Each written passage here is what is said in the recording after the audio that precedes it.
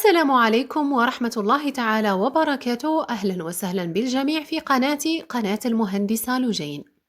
حبيت أول فيديو نديرو معاكم يكون في الطبيعة باش نبداوها ببداية تفتح النفس وتعطي طاقة إيجابية، لأني نامن دايما أنه أي بداية جديدة لازم تكون بهدوء صفاء وبنية صادقة.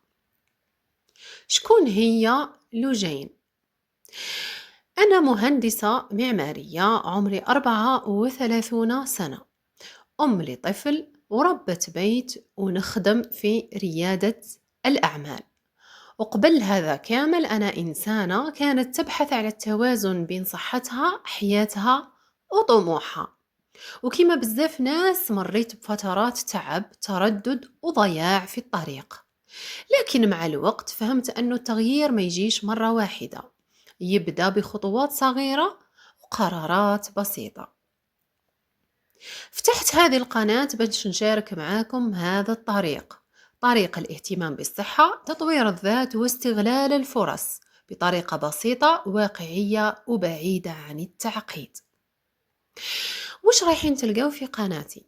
في هذه القناة رايحين نحكيو على كيفاش نهتم بصحتنا بطريقة طبيعية، كيفاش نطوروا أنفسنا ونتغلبوا على الخوف، وكيفاش يمكن لأي واحد يبدأ خطوة جديدة نحو دخل أفضل إن شاء الله.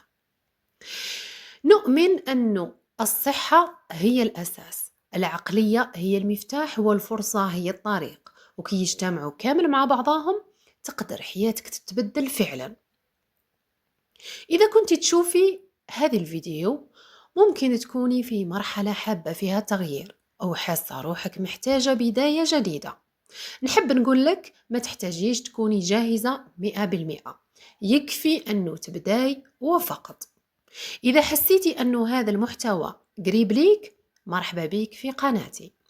اشتركي في القناة وفعلي الجرس وخليها تكون بداية جديدة لينا كامل.